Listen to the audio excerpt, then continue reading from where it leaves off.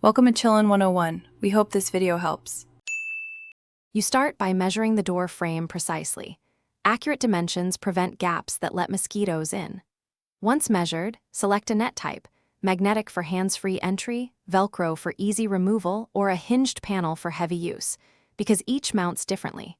While you assemble tools, lay the net flat and trim 1-2 cm extra for hemming.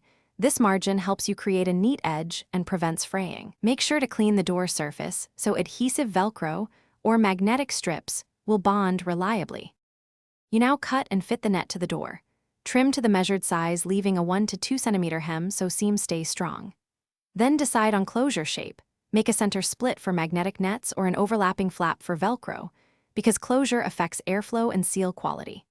Once shaped, fold and sew or use strong fabric tape to finish hems, then align and attach the Velcro or magnetic strips to the frame so the net seats evenly. If using magnets, stagger them every 10-15 cm for consistent closure. You finish by securing the bottom edge. Use a narrow weight, adhesive strip, or sewn pocket for a small rod to stop wind from lifting the net. Once done, test the seal by walking through repeatedly and inspecting for light gaps. Make sure the closure resets cleanly. For maintenance, dust or machine wash per fabric instructions monthly and patch small holes immediately. If the net won't seal, reapply adhesive, reposition Velcro, or move magnets slightly. This typically fixes alignment issues without replacing the entire. Thanks for watching. Consider subscribing if we helped you.